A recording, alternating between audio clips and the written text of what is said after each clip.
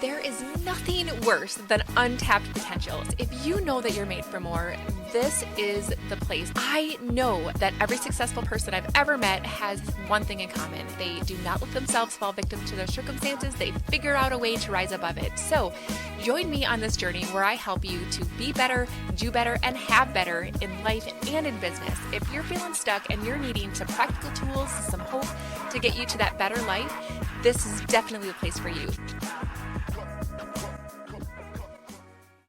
Hey everyone, welcome to the Unstuck Podcast. I'm your host, Lachelle Weemy, and it is my pleasure to introduce you guys to David Price. He is a certified life coach, and I am so stinking excited for us to be able to learn from you, David, and your experience and the things that you allow for us to know that we're not alone when we're feeling stuck in life or in business. And your story is really inspirational. So thanks for joining us today. Lachelle, thank you so much for having me. It's awesome to connect with another believer, with a business person. And I could just tell when we talked before that we're so aligned in our energy and the things we believe and want to do. So I'm just excited to be here. Yes. Oh my gosh. Me too. And I think that, one of the things that I absolutely love to do is connect with other people who are wanting to utilize our businesses to grow the kingdom, right? Like we think that sometimes we can get into this box in our life where we're thinking that this is how it's supposed to go. And I think that one of the things that God did in my journey early on in my entrepreneurial space was to remind me that people are going to come into my life because of my business, and because of my business, they're going to know him. And so because they know me. And so I think that it's just really cool what you're doing. And I'm looking forward to hearing a little bit more about who it is that you serve. Like, what do you do to expand this amazing blessings and impact in the world? Sure. So I, as a certified professional life coach, I have two programs that I do right now. And one is for men and women who are stuck. That's the big word, right? And that's the word that so often we use when we just can't figure out kind of what's going on. We just say, well, I just feel stuck, right? And so I've got a program for men and women who are stuck. Either they don't know what they want to do, or they know, but they got no clue how to get there. And so we help them figure all that stuff out. That's one program. And then I have another program that's specifically for husbands and or fathers who want to stop taking out their frustration on their wives and kids. And the reason that I love so much what I do is because I was everything I just described. Well, I wasn't a woman who was stuck, but I was a person who was definitely stuck and didn't know what to do, didn't know how to proceed. I've been an angry husband and father. And so I just love helping people get out of where I was into where I am now. Yeah, absolutely. And I think that is so powerful when we hear each other's stories, because I think that sometimes we can get in our own way and really start to compare our journeys to what we think other people's journeys look like, right? And so I would love for you to, if you're willing, kind of take us down that path of your own stuck journey so that we can relate to you and your story and know that we're not alone. And then I would love for us to dive into what the heck you did to get yourself out of that space. So why don't you go ahead and tell us a little bit more about yourself and your journey? Well, it's messy and ugly, Lachelle. Are you sure you want to hear it? I mean, I don't know. It might be a little messy, but so when I was 7 years old, my father passed away. He was 44, and which is when I was young, I thought that was old. Now that I'm 55, I realize how young that was. But that really, I am an only child. So that left my mother and myself, and that really devastated me. Losing my father was a crushing blow to me. And what I allowed to happen was for that to be my excuse for never getting anything right. And so I was mediocre at everything, or a failure at everything. I just couldn't get anything right. I didn't try. My goal in life was to do as little as possible to get by. I stayed in bed as long as I could. I didn't try hard at anything. And it was a miserable life. I got to about 100 pounds overweight. I hated myself. I hated my life. And even though I had a lot of amazing things, a wife and kids and a mother who loved me, a great job, I just hated myself and I hated my life, and I was miserable. And so I went on that way for about 3 decades. And finally it got unbearable and I just couldn't stand it any longer. I reached out to a friend of mine who was much farther along in his journey than I was. And I said, do you have a book that I could read? Because I love to read. I said, do you have a book I could read? He immediately said, The University of Success by Og Mandino. Lachelle, I started reading that book. By the second chapter, I was a brand new man. It completely transformed my life. That book led to more books, coaches, podcasts, etc. And I just kept increasing in abundance and joy and fulfillment. I was getting happier, and just my life was getting better. My family was getting better because I was getting better. And I just love personal growth. And so after a while, my family got tired of hearing me talk about it. And so I thought, why don't I get certified as a coach? I can help a lot of other people. And that's what I've been doing for about the past 6 years. I mean, one of the things that I found in talking to people and reading and listening to podcasts, I'm a personal development nerd. You guys can tell by, my books behind me. Yes. And the thing that I've noticed that has a solid theme in every single one of those experiences is that success is really just this decision of not allowing ourselves to stay victims to our circumstances. It's a decision to rise above. And I think that, it sounds like, and correct me if I'm wrong, that you allowed for the death of your father to become your identity, and the victimhood that became part of who you are became your identity. Does that sound like I'm hitting the nail on the head there? That's exactly what happened, Lachelle. I viewed myself as the kid or the man who lost his father, whose dad died, and that was the defining moment of my life. I mean, I was stuck as the 7-year-old kid who lost his dad. And my view was that anybody who loses their dad like that doesn't have a chance. And so I really felt like that I was incapable of improving, growing, changing. I really felt like, Lachelle, when I would see other people who were happy or successful, that they got something I did not get. And therefore I was out of luck forever. I didn't think I had a choice.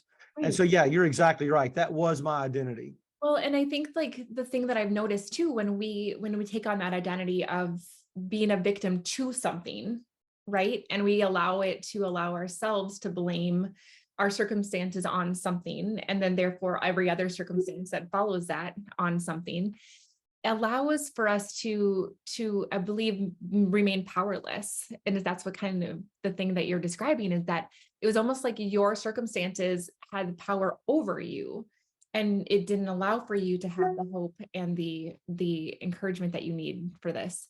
Yeah, that's exactly right, Lachelle. I felt like that I had no power over my life, no control over my life. And that's what was so amazing and such a life-changing moment in reading this amazing book that I read. It taught me that I had the ability to take control of my life and make changes, which I had never felt like I had. That was the defining moment. And that's why in the programs I have, that's what we start with, is taking 100% responsibility for your life and everything in it. Because until a person is willing to do that, there is no possibility for change. Absolutely. And I think that you just described perfectly the exact same thing that I've been saying for a really long time. I feel like God gives us all a superpower. Every single one of us have a superpower. And I believe that that is our free will. We get to choose, again, each single moment, every single day. And I think that oftentimes when we get stuck, we can feel like we don't have any choices, that we don't have any ability to take that new ownership and new power over our lives. And I think that it's just that realization that we do have that. And I would love to hear a little bit more about what was it in the book that finally turned that switch for you, because it sounds like it was a pretty significant change in your ability to look at the way that you see the world. It was a 180 for sure, Lachelle. I still remember, I still get chills thinking about that moment and the way it shifted my entire mindset. I don't remember, to be honest with you, exactly what it was, what the book said, or I don't remember exactly what it was specifically about the book. I just remember having this light bulb moment where I realized that I had everything I needed within myself. I'm made in the image of God. I love what you said about what God gives us. We're made in the image of God.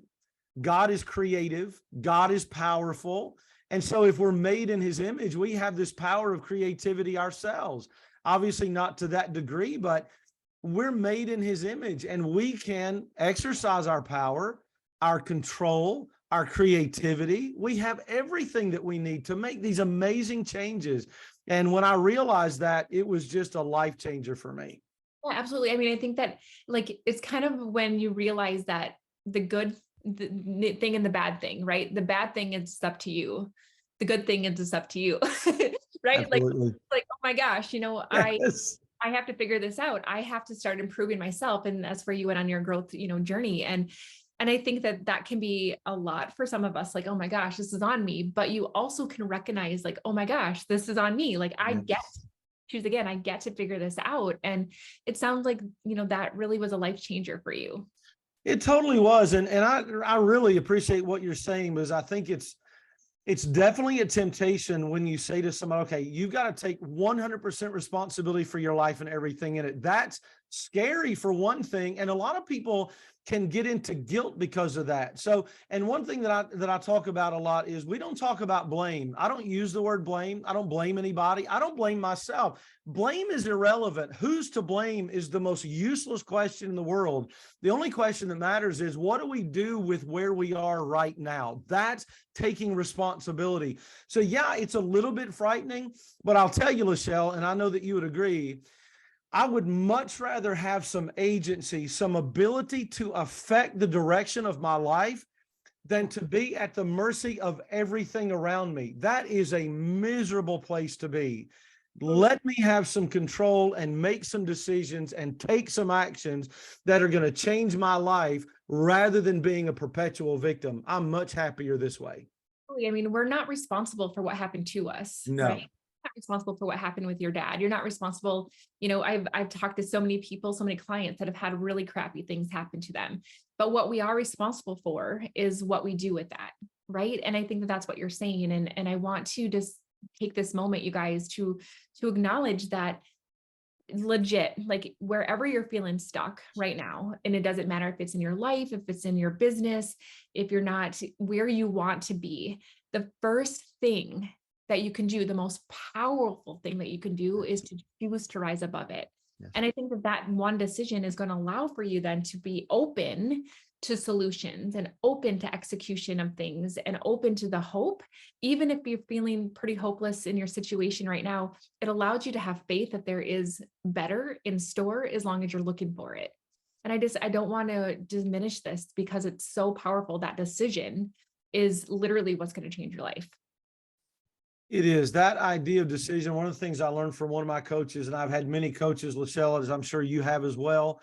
And I've had many of them. And David Bayer was one of the most influential coaches I ever have. And he's taught me about the power of decision. That's where it all begins. And we all have that power. And one of the most powerful things I ever learned was that right now you have the power to become an entirely different person. If you're a smoker, you have the power right now to decide, I am not a smoker. I am a non-smoker, and become that right at this moment. Absolutely. You can become that, right? You can become a healthy eater. You can become an exerciser, right? We put these labels on ourselves, and we say I'm a loser, I'm a failure, I'm not a business person, I'm not a whatever. And we put these labels on ourselves. You have the ability right now to make a decision and to become that person you want to be at this moment, because you are whatever you decide to be and whatever you start acting as. And we can all do that right now. Absolutely. I mean, David, I don't know. We haven't had a chance to talk a whole lot outside of this space, but like I can nerd out about this. In fact, I wrote about it in my book, how God has actually given us this amazing brain that allows us to create a life that is what we want instead of what we're living. We use things that to our advantage, like mirror neurons inside of our brains that cannot tell the difference between what we imagine and what is actually real or a memory. And we can trick ourselves and our brains to acting as if we're already there. And just like you're saying, like when we can step into that, we can allow ourselves to make the tiniest little decisions each and every day that are consistent with that. But you're right, it all comes down to our identity. And who we think we are is one of the most influential things to create sustainable change. So if I think that I'm a late person, I am going to Yes. consistently show up late, and my outside world has to match my inside world. So my subconscious is constantly looking for validation to acknowledge the identity that is created for me. So if I consistently show up late, I'm literally just feeding that beast and that identity. But if I can start to decide the image that I want, decide the identity, and act as if I'm there, then my outside world and my inside world start to match in a different way. Absolutely. And there's so many tools, Lachelle, and I know that you know all of them and probably 100 that I don't know. There are so many tools to actually become the person that you want to be, whether it's affirmations, if it's, just the way with our physiology, Lachelle, you know that if we stand up tall, if we sit up straighter, put our shoulders back, put a smile on our face. Right now, I've got chills just doing that and talking about that, because you can change your thinking by so many of these really powerful tools that we have at our disposal. And so people just have to realize, and I hope that they're getting some hope from our conversation. I don't care how stuck you are or what you're stuck in. The tools, the information, the help and support, it is available. You can be a different person than you are right now. The tools and the information are out there. Just get out there and start learning, get a coach, get a mentor, whatever you need to do, but do not be hopeless. The help is there. I think the Unstuck podcast is really just providing hope and practical solutions. Yes. I think that, David, when we've talked in the past, and you've already alluded to this a little bit, that it wasn't that long ago that you were really stuck and you were not the husband that you wanted to be. You were not the father. Describe a little bit about your mental state in those days of what you felt like and kind of how you showed up in the world, because I want people to be able to understand the massive difference. That man that you've told me about is so different from the man you are today, and that there's hope, you guys, that all of us can have the same transformation. So David, describe a little bit about what your days were like back then. Well, I always hesitate to use the word depressed, Lachelle. I know that's kind of a loaded term. I don't believe that I was clinically depressed, but I just had a really tremendous sadness. I was down. I lived in dread. I was angry and frustrated, very short-tempered. If my kids did something, even minor, a lot of times I would just lose it. I would yell and call them names, be sarcastic, insulting. With my wife, we would get into an argument. The only thing I cared about was winning an argument. I would do whatever it took to win an argument, use my words against her. And if I wasn't winning, I would just shut down and stop talking for an hour or a day or a couple of days at a time. And so you can imagine, Lachelle, that at home, things were very tense and things could be very, very difficult for my family. I remember one time I had my kids at the park because, I didn't do everything wrong. I took my kids to the park one day when they were little, and one of my kids locked my keys in the car. That's not a big deal. Who cares? But I remember just completely losing it on my children. They're in the parking lot in public on my kids for locking my keys in the car. I mean, just lost grip on them. And that's the kind of thing that could regularly happen in my home. That's the way that I was treating my family. Fast forward to after learning a lot of the things that I have, several instances I could give, but I'm a minister, and I loaded my family in the car one day to go preach for a week in a different state. And so we loaded up, we started driving, and I realized too far into the trip to go back, I had forgotten all of my dress clothes. Well, in the churches that I'm in, that's a big deal. You don't preach if you're not in dress clothes. And so I looked back and I said, I forgot my dress clothes. My kids told me later that they froze and they thought, what's dad going to do? Is dad going to lose it because he forgot his dress clothes? But I laughed and I went, oh, well, now I get to buy all new clothes. And I turned around and we had a great trip. And my kids talk about that as being a moment where they realized that dad was different now. Dad wasn't going to lose it anymore. Dad wasn't going to yell and scream and throw things anymore. And that's the kind of change, Lachelle, that I'm talking about. This is what I've been able to accomplish. All credit to God and to my friend for helping me do it. I'm not taking credit for it, Yeah. but it happened because I made the decision to start doing it. I love that decision and acknowledging that this isn't what you wanted anymore and making the next step to make that happen. And I'm guessing that this change, it sounded like it was an abrupt awareness, but I'm guessing it was a gradual change as you executed the various things in your life to where you are now. It definitely was a gradual change. It was a long process because all of these things that I was learning, Lachelle, and there's a ton of personal growth knowledge and tools out there. I didn't know any of that stuff. I mean, I knew none of those things. And so it was definitely a process, and I was growing and getting better. I know that there was a time in there where my family was skeptical. Yeah, dad's reading the books and he's watching the videos, but we'll see if this really makes a difference. I was throwing out the cliches, Lachelle, all the cliches that we use. And I'm sure that my family was kind of sitting back, kind of side eye thinking, well, we'll see. But eventually they knew that it was real and they knew that the change had happened. And I'm just so very grateful for them for that, for them being able to see that before it was too late. Absolutely. Oh my gosh. Okay. So what I would love to do next is I'd like to talk to you about some practical tools that you have executed. You've mentioned a couple of them already, but would love to give the audience a couple of things that they might be able to take away from our conversation today.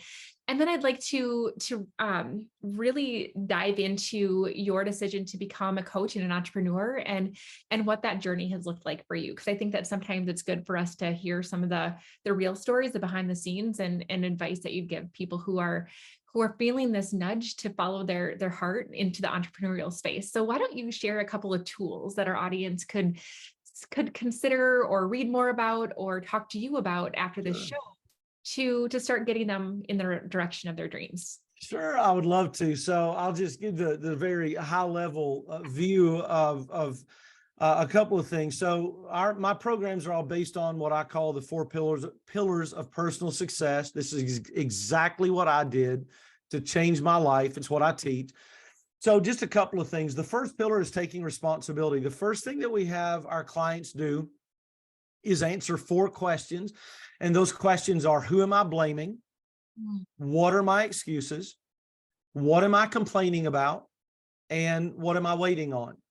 And so what this does is help people to really get in touch with whether or not they're taking responsibility. Most people are not, at least not taking full responsibility.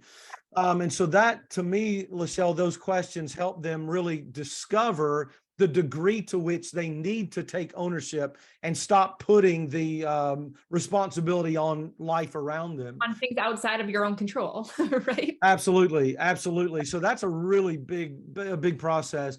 Another thing that we teach in our second pillar is trying to kind of really pick a good one. But I think magic questions is really powerful, Lachelle, and you've touched on this already with how the brain works.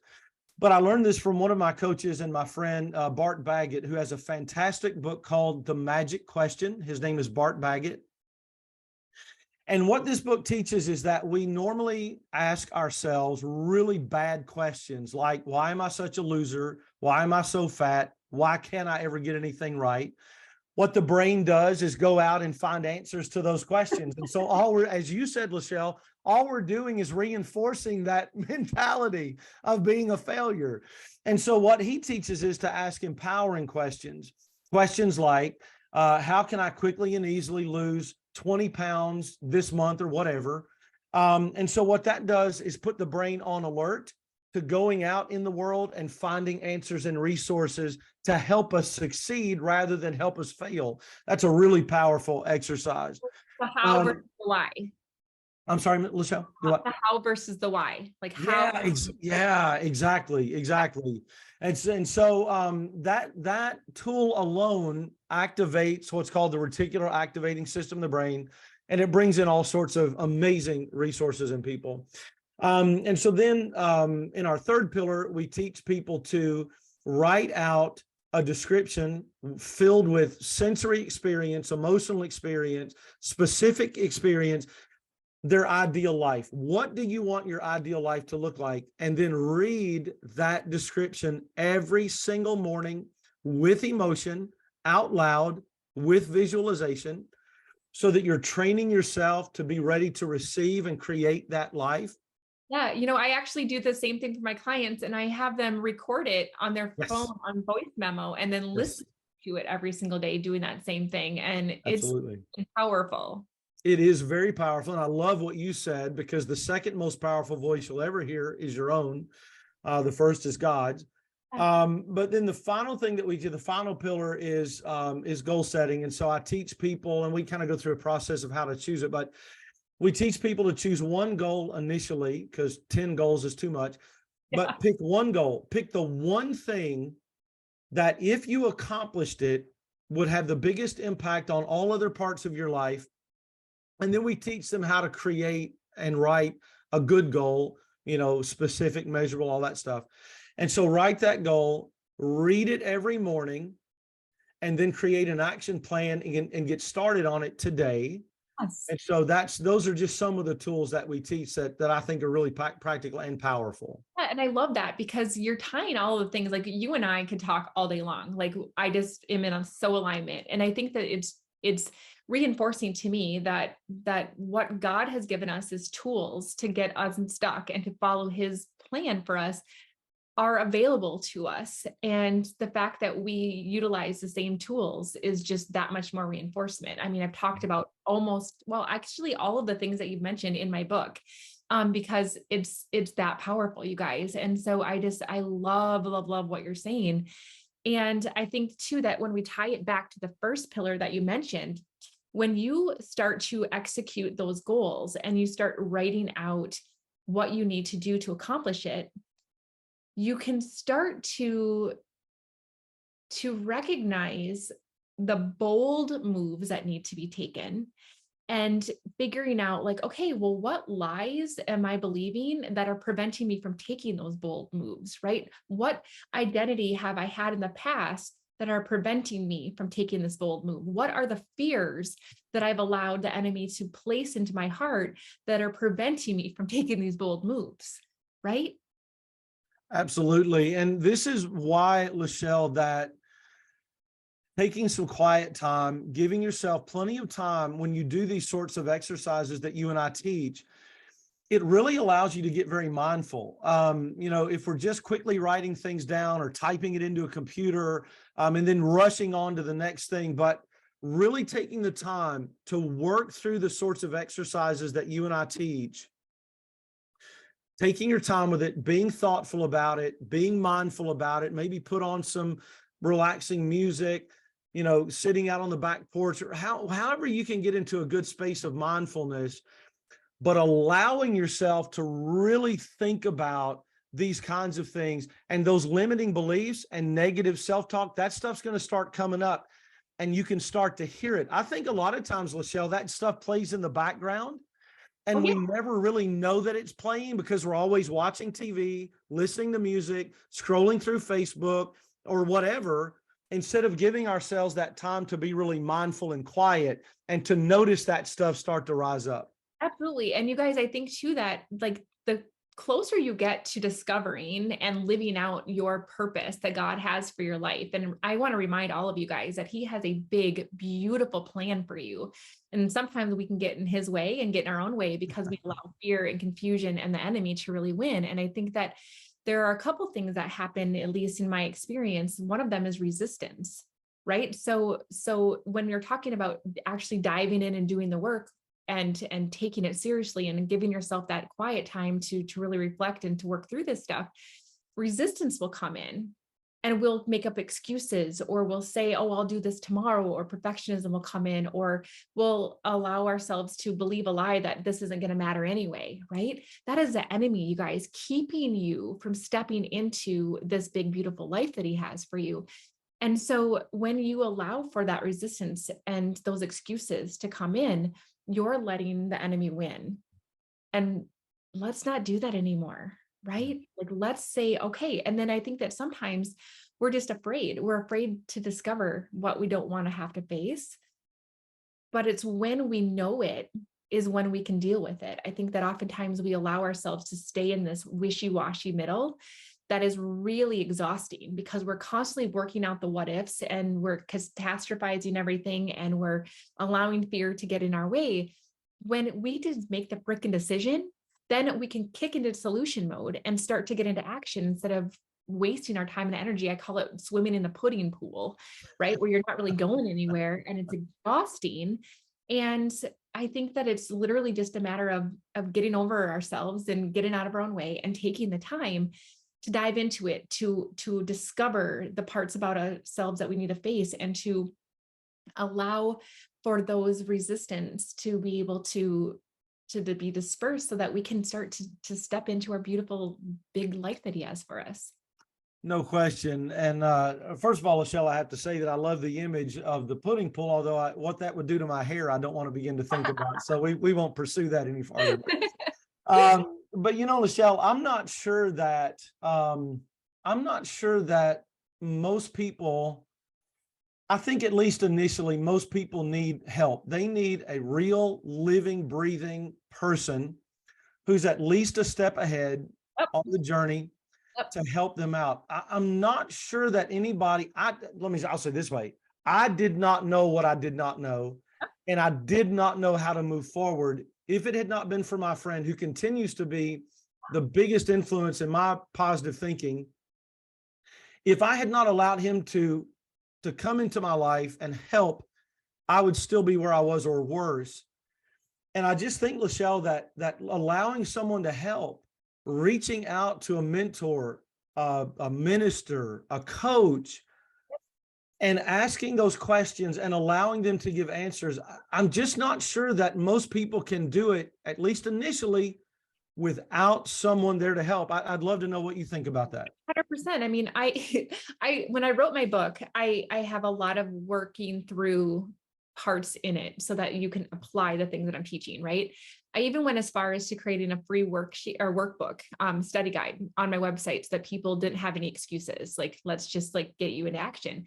But the reality is, just like you said, oftentimes, even though we're given the tools, for us to actually sit down and do them, I mean, legit, if I were to apply every single thing that I have read in all of these books, not to mention the podcast and the conversation I've had in the last 3 years in this podcast series, if I'd applied everything that I've learned, I would be, who knows where, right?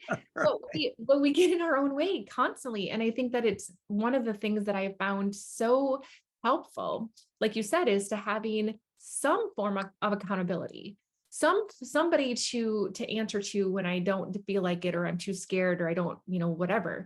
And that's why I think, studying things in a group or hiring a coach, where this is the one thing that, I mean, for real, aside from the accountability from the coaching space, because if I have to answer to somebody else more than just myself, then I'm going to get further.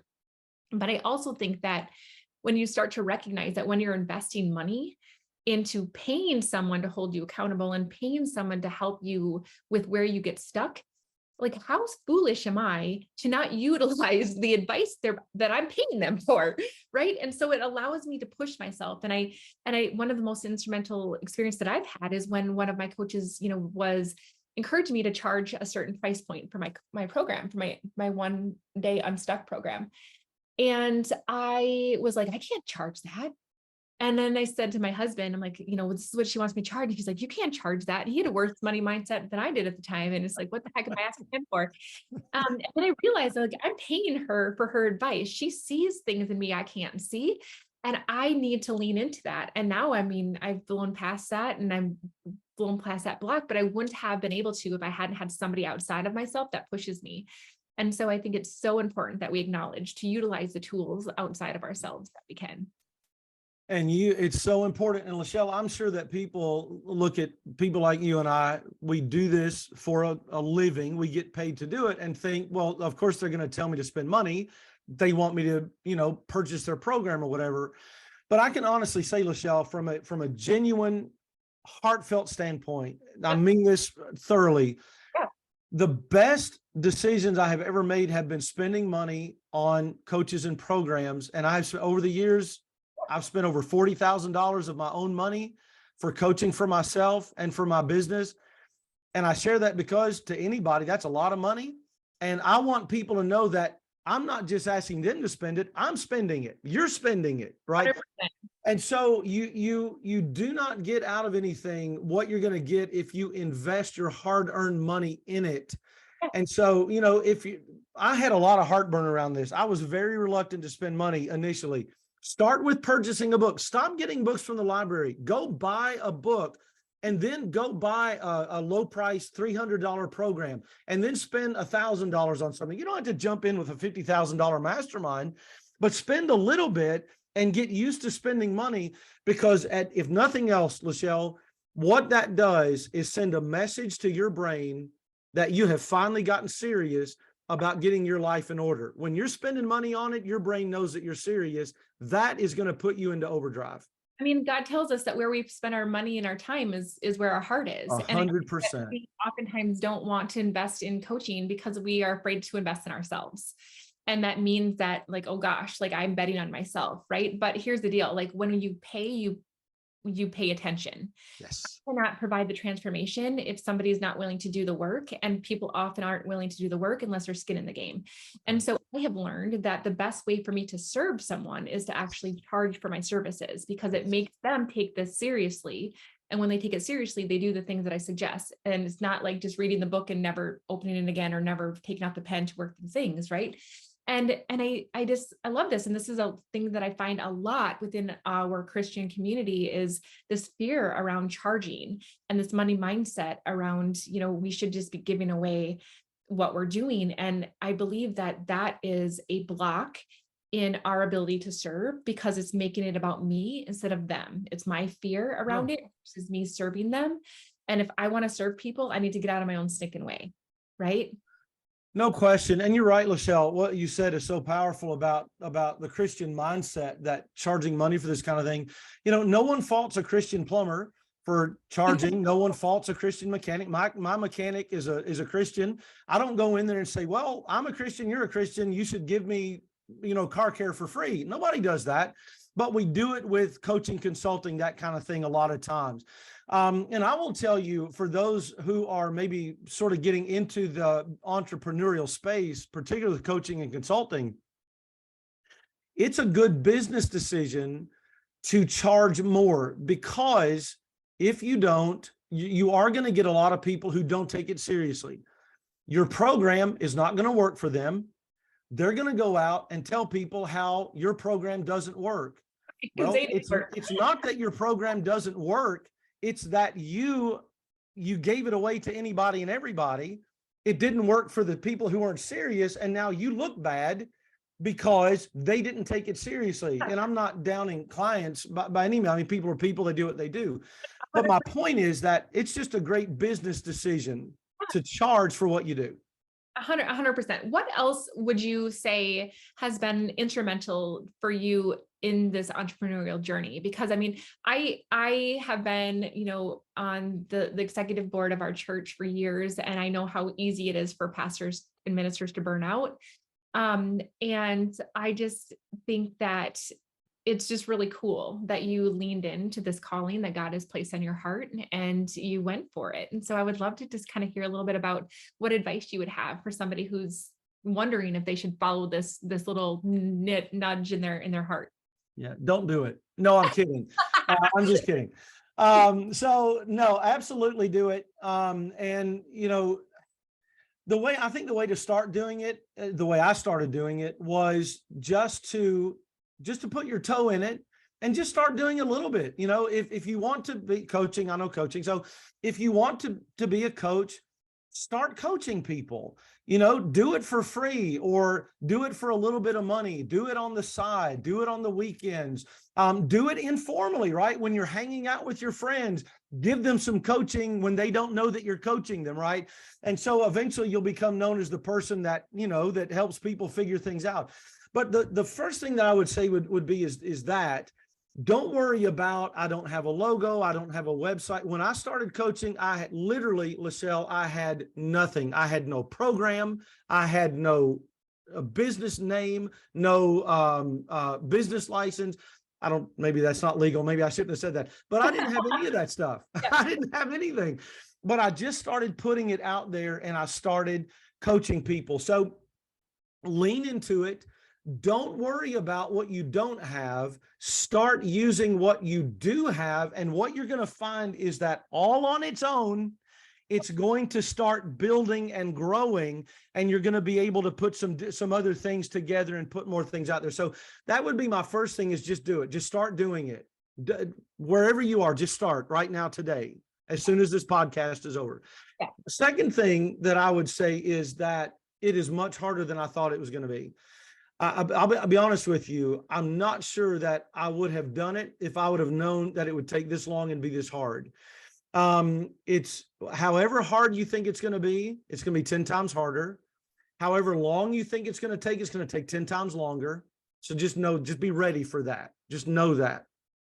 I had a gentleman call me up one time who was just starting his coaching business, and he said, you want some advice? I said, okay. So he starts telling me his plan, and he says he's going to do this and that. And then he says, and in 3 months, I plan to have 100 clients. And I was like, okay, time out, bro. Yeah. Time out. That ain't happening. Right? If it does happen, I'm going to join your program because I need to know.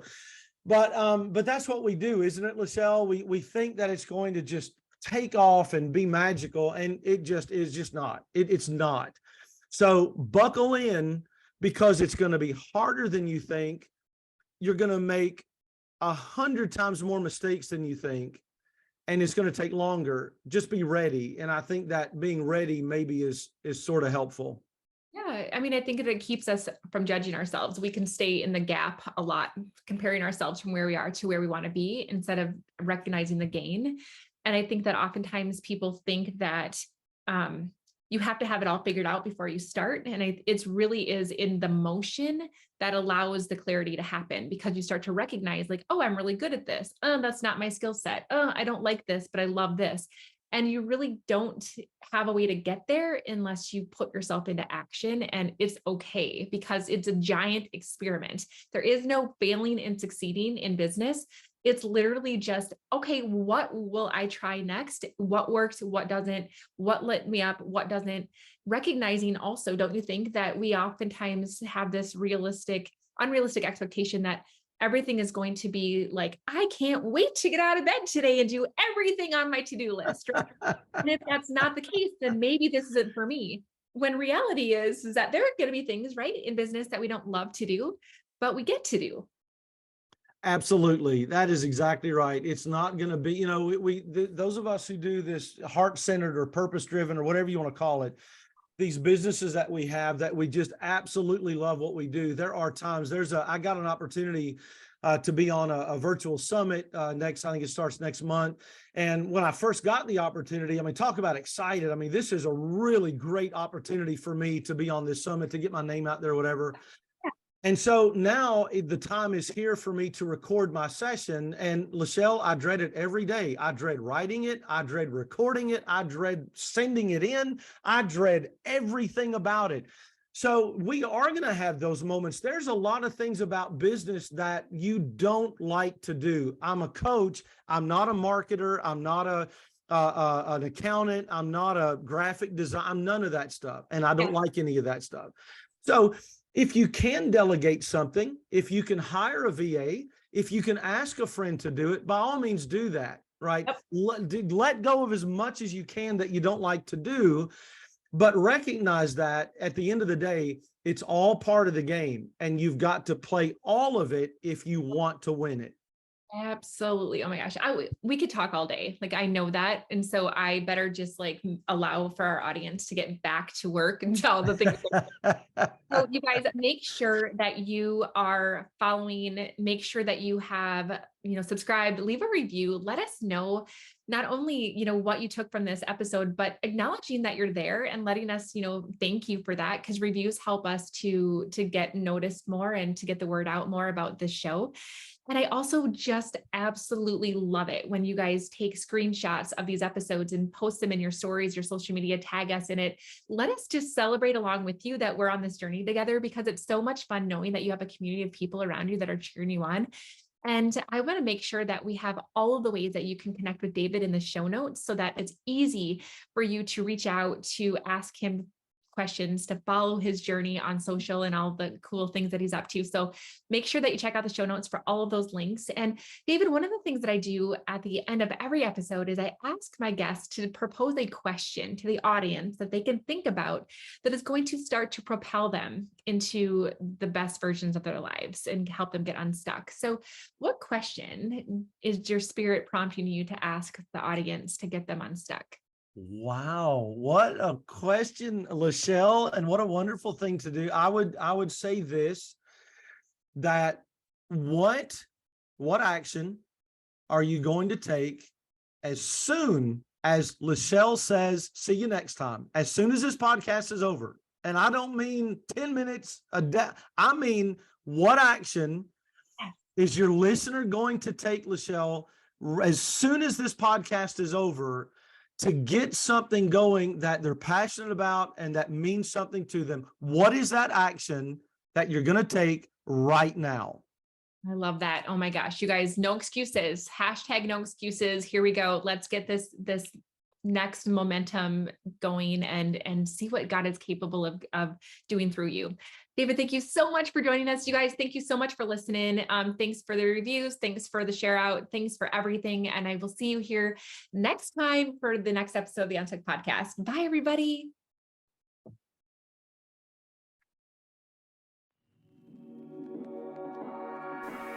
Thank you so much for listening to the Untucked Podcast. I'm so grateful to be on this journey with you. And don't forget to check out the show notes if you want to get into my private club, the Better Club, to be able to learn better ways to be better, do better, and have better. So until next time, keep showing up. Let's get unstuck together. Have a great day.